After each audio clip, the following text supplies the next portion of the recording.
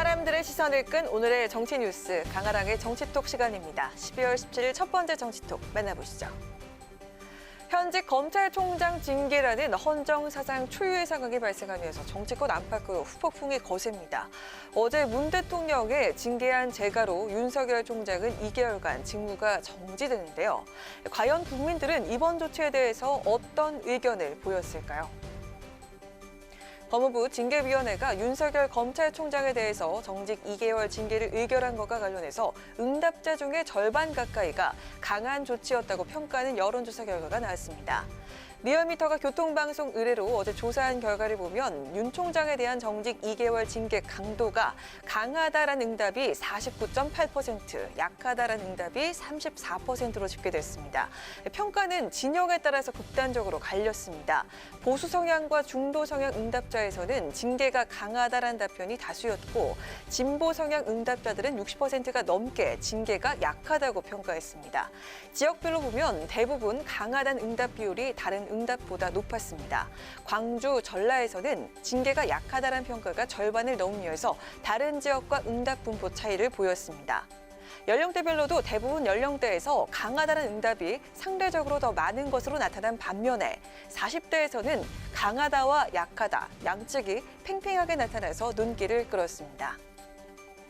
이번 여론조사에서 함께 조사된 문 대통령의 국정수행 지지도는 3주 연속 30%대에 머물면서 부정평가는 역대 최고치를 경신했습니다. 윤 총장에 대한 징계와 여야의 입법 전쟁이 정부 여당에 부정적으로 작용했다는 분석인데요. 대통령 재가와 추미애 장관 사의 표명으로 민심은 또 어떻게 달라지게 될까요? 이어서 오늘의 두 번째 정치톡입니다. 여야의 입법 전쟁이 마무리되면서 정치권은 이제 내년 보궐선거 준비에 박차를 가하는 모습입니다. 출마 선언을 하거나 출마 의향을 보이는 후보들이 속속 나오고 있는데요. 여권의 유력한 부산시장 후보로 거론되는 김영춘 국회 사무총장도 오늘 출마 가능성을 내비쳤습니다. 단 민주당 지도부가 이걸 약속해준다면이라고 조건을 내걸었는데요. 어떤 내용이었을까요? 만약에 가덕도 신공항을 민주당은 2월 달에 지금 시국회에서 처리하겠다 이런 이야기 아닙니까? 예. 그걸 약속을 확실하게 해주면은 저는 무조건 출마할 겁니다.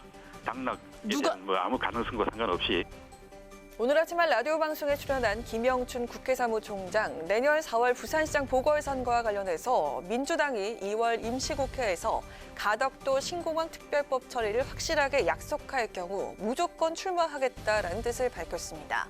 김 사무총장은 가덕도 신공항에 대해서 부산이나 경남 사람들의 아주 절박한 생존 본능 때문에 미래 발전의 새로운 초석을 하나 만들어보자는 차원의 절박한 요구라며 만약 이 약속이 잘 안 된다면 출마를 안 할 생각도 있다라고 강조했는데요. 가까운 친구나 친척들은 선거 전망이 좋지 않아 출마를 말리고 있지만 9년 전 부산에 귀향했을 때 부산의 발전, 정치 발전에 기여할 수만 있다면 어떤 십자가라도 지겠다는 마음이었다며 이번 일도 그런 맥락에서 판단하고 결정하려 한다고 덧붙였습니다. 얼마 전 유력 주자 중 한 명으로 꼽혔던 김혜영 전 의원이 부산시장 선거 불출마 의사를 밝히면서 여당 내에서는 김 사무총장 추대론도 나오고 있는 상황입니다. 가덕도 신공항 특별법 처리만 약속해준다면 무조건 출마하겠다라는 김 사무총장의 요구에 민주당 지도부는 과연 어떤 응답을 하게 될까요? 이어서 오늘의 세 번째 정치톡입니다. 지난주였죠. 국민의힘 주호영 원내대표를 비롯한 보수 진영의 정당과 사회단체 대표들이 문재인 정권의 조기 퇴진을 외치면서 비상시국 연대를 출범시켰습니다.